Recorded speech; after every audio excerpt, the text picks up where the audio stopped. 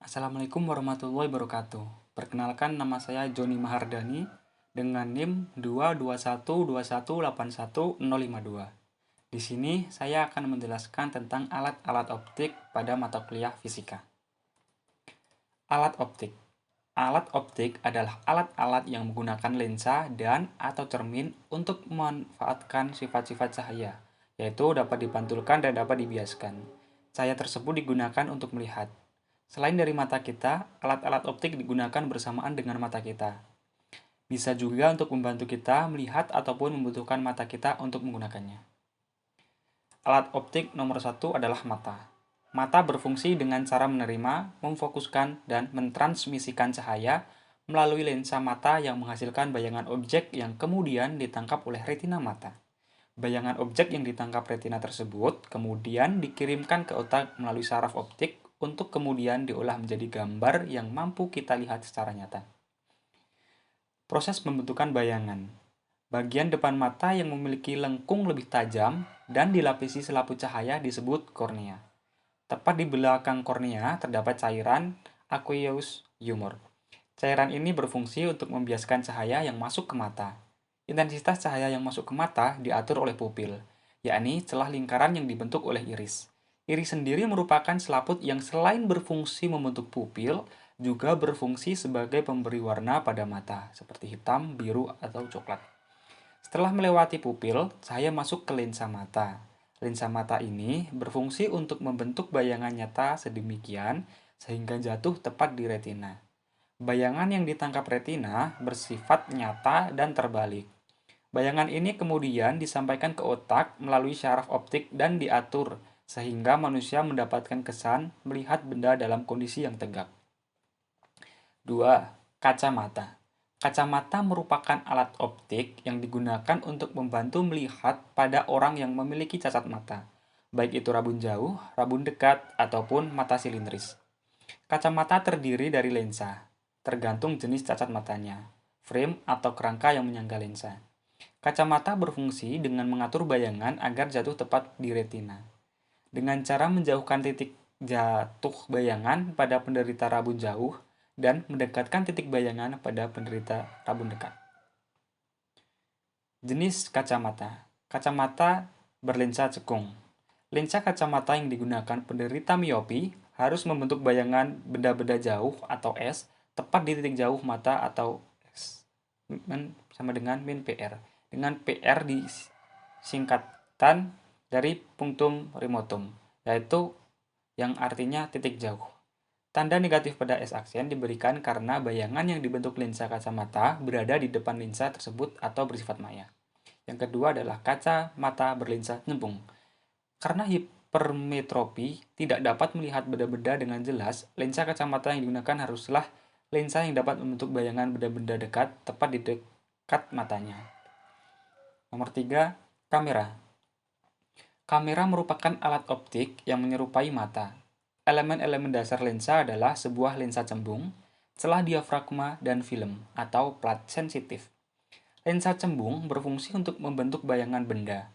Celah diafragma berfungsi untuk mengatur intensitas cahaya yang masuk, dan film berfungsi untuk menangkap bayangan yang dibentuk lensa. Film tersebut dari bahan yang mengandung zat kimia yang sensitif terhadap cahaya, yaitu berubah ketika cahaya mengenai bahan tersebut. Pada mata, ketiga elemen dasar ini menyerupai lensa mata atau lensa cembung, iris atau celah diafragma, dan retina atau film. Prinsip kerja kamera. Prinsip kerja kamera secara umum sebagai berikut. Objek yang hendak difoto harus berada di depan lensa.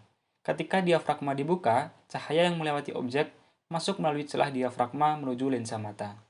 Lensa mata akan membentuk bayangan benda. Supaya bayangan benda tepat jatuh pada film dengan jelas, maka letak lensa harus digeser-geser mendekati atau menjauhi film. Menggeser-geser lensa pada kamera seperti mengatur jarak fokus lensa pada mata atau akomodasi. Diafragma pembentukan bayangan pada kamera ditunjukkan pada gambar berikut. 4. Loop. Loop atau kaca pembesar atau sebagian orang menyebutnya suryakanta adalah lensa cembung yang difungsikan untuk melihat benda-benda kecil sehingga tampak lebih jelas dan besar. Penggunaan lup sebagai kaca pembesar bermula dari kenyataan bahwa objek yang ukurannya sama akan terlihat berbeda oleh mata ketika jaraknya ke mata berbeda. Semakin dekat ke mata, semakin besar objek tersebut dapat dilihat. Sebaliknya, semakin jauh ke mata, semakin kecil objek tersebut dapat dilihat. Cara kerja lup. Pada saat mata belum menggunakan lup, benda tampak jelas bila diletakkan pada titik dekat pengamat, S sama dengan Sn, sehingga mata melihat benda sudut pandang alfa. Pada gambar B, seorang pengamat menggunakan lup di mana benda diletakkan di antara titik O dan F atau ruang I, dan diperoleh bayangan yang terletak pada titik dekat mata pengamat, S aksen sama dengan Sn.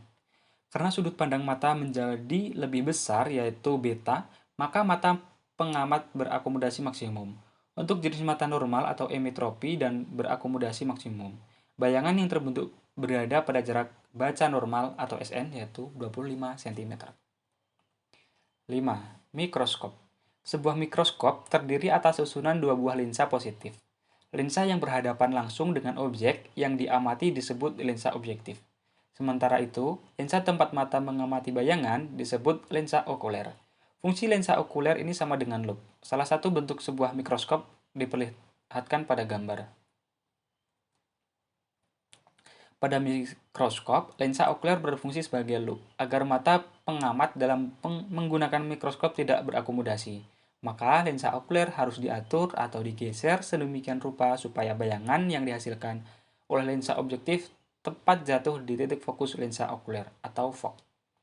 Perbesaran lensa objektif selalu sama, baik digunakan pada saat pengamatan dengan mata berakomodasi maksimum maupun mata berakomodasi.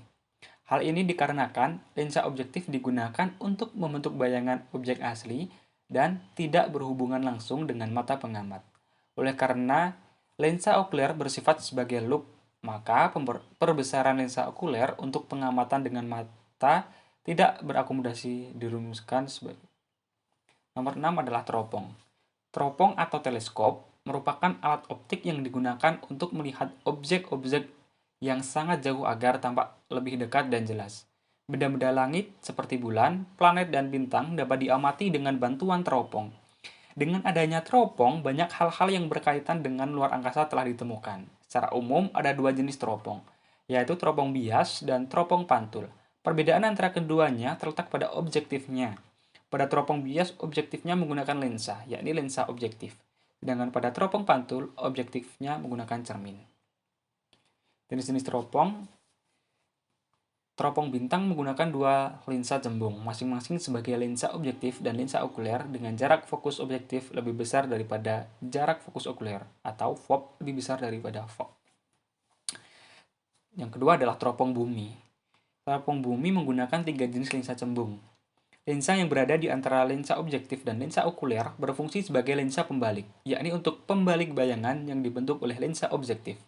Yang ketiga, teropong panggung atau teropong Galileo menggunakan sebuah lensa cembung sebagai objektif dan sebuah lensa cekung sebagai okuler. Yang keempat adalah teropong pantul, yaitu teropong yang tersusun atas beberapa cermin dan lensa. Teropong jenis ini menggunakan cermin cekung besar sebagai objektif untuk memantulkan cahaya. Cermin datar kecil yang diletakkan sedikit di depan titik fokus cermin cekung F, dan sebuah lensa cembung yang berfungsi sebagai okuler. Sekian presentasi dari saya. Kurang lebihnya saya mohon maaf. Saya tutup. Wassalamualaikum warahmatullahi wabarakatuh.